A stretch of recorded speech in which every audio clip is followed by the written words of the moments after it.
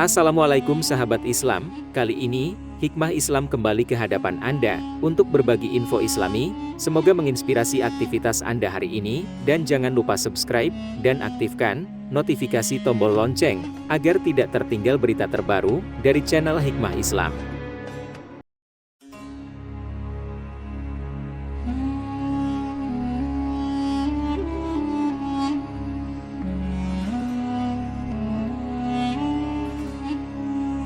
Tunisia adalah salah satu negara paling menarik yang dapat Anda kunjungi di Afrika Utara. Anda pasti akan takjub karena pemandangan alamnya yang unik. Di negara ini terdapat gurun Sahara yang luas dan banyak oasis yang menjadikannya pemandangan yang sempurna. Tunisia terletak di Afrika Utara dengan luas 163.000 km persegi yang berbatasan dengan Aljazair di barat, Libya di tenggara, dan Laut Mediterania di timur dan utara. Sekitar 40% wilayahnya ditutupi oleh gurun pasir dan sisanya berupa tanah subur. Di tengah negara ini, Anda akan menemukan pegunungan Atlas, sedangkan gunung tertinggi adalah Jabal Kambi dengan ketinggian 1.544 meter merupakan gunung tertinggi di Tunisia yang terletak di ujung pegunungan Atlas. Di selatan negara itu terdapat gurun Sahara yang mengesankan, sebuah gurun pasir terbesar di dunia dengan luas 9 juta km persegi. Ibu kota Tunisia adalah Tunis adalah salah satu kota Islam terbesar dan terkaya dan memiliki sekitar 700 monumen termasuk madrasah, masjid, istana dan makam. Salah satu masjid yang terkenal adalah Masjid Al-Zaituna, masjid tertua dan terbesar yang dibangun sekitar tahun 703 Masehi yang luasnya hampir 5.000 meter persegi. Masjid ini memiliki 9 pintu masuk dan 160 tiang kuno yang dibawa langsung dari Kartago. Bangunan ikonik lainnya di Medina of Tunis adalah Dar el-B yang saat ini menjadi pusat pemerintahan Tunisia yang juga dikenal sebagai Istana Pemerintah. Museum Nasional Bardo terletak di pinggiran kota adalah salah satu museum terbesar di Mediterania dan menampilkan banyak karya arkeologi, termasuk salah satu koleksi terbesar mozaik Romawi. Bentuk pemerintahannya adalah republik semi-presidensial. Mayoritas penduduk negara itu terdiri dari orang Arab. Agama terbesar adalah Islam dan presiden harus seorang Muslim dengan kewajiban konstitusional meskipun ada kebebasan beribadah.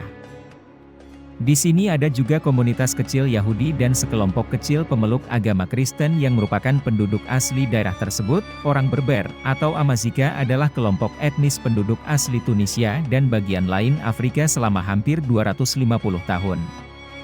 Di Tunisia juga terdapat populasi kecil sekitar 1.000 orang suku asli yang melakukan perjalanan antara Aljazair dan Tunisia melalui padang pasir mencari padang rumput untuk ternak mereka, hidup relatif terisolasi dari masyarakat modern tanpa kartu identitas atau akta kelahiran. Perbatasan politik tradisional tidak menjadi masalah bagi suku-suku ini, tetapi dalam beberapa tahun terakhir mereka memiliki lebih banyak batasan. Produk susu dari unta dan kambing merupakan sumber makanan utama mereka dan mereka dapat dibedakan dari pakaiannya yang menutupi seluruh tubuh kecuali kaki, wajah dan tangan.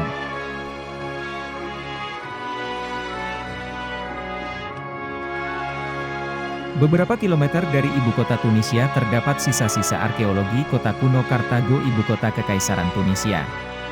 Tempat paling menakjubkan lainnya yang dapat Anda kunjungi di Tunisia adalah Oasis Abika yang memiliki kebun palem dan mata air.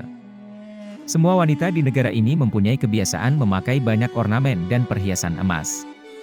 Tunisia adalah salah satu tempat terbaik di dunia untuk belajar tari perut atau belly dancer dengan beberapa sekolah di ibu kota. Bahkan di kota-kota lain, pertunjukan tari perut sering dilakukan di hotel, bar dan restoran. Dilansir dari kanal YouTube Berbagi Cerita, di Tunisia, biasanya ada 2 jenis kafetaria. Satu hanya untuk pria dan yang lainnya terbuka untuk pria dan wanita. Kafe-kafe yang hanya untuk pria seringkali memiliki kelompok besar pria yang merokok dan minum kopi.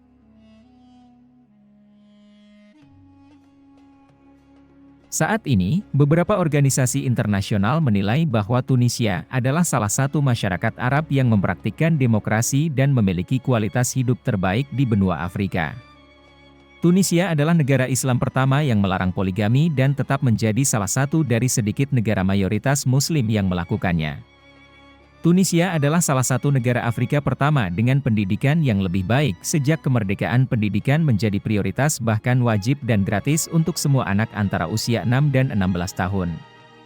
Kegiatan ekonomi di negara ini adalah pariwisata, jasa, minyak, industri tekstil alas kaki, penambangan fosfat, minyak zaitun dan produk pertanian.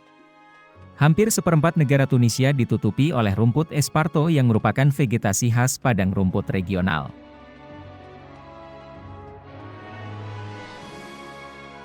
Tunisia biasanya terbuka dan sangat ramah dengan pelancong dan budaya mereka adalah campuran Barat dengan Arab. Secara umum mereka memiliki sikap yang lebih terbuka daripada negara-negara Arab lainnya. Meski sebagai negara yang aman tetapi disarankan untuk tidak melakukan tindakan yang tidak masuk akal seperti tidak membawa terlalu banyak uang dan menghindari berjalan melalui tempat-tempat sepi. Jika Anda akan mengemudi, pastikan Anda memiliki lisensi yang diperlukan dan ketahuilah bahwa Anda bisa merasa stres karena orang Tunisia sering menyeberang jalan secara tiba-tiba. Makanannya biasanya murah dan jika Anda membeli barang antik pastikan Anda memiliki izin. Jika Anda membeli tanpa izin, Anda bisa ditangkap dan masuk penjara. Juga dilarang mengambil gambar di kedutaan, gedung militer atau pemerintahan. Makanannya biasanya murah dan jika Anda membeli barang antik pastikan Anda memiliki izin. Jika Anda membeli tanpa izin, Anda bisa ditangkap dan masuk penjara. Juga dilarang mengambil gambar di kedutaan, gedung militer atau pemerintahan.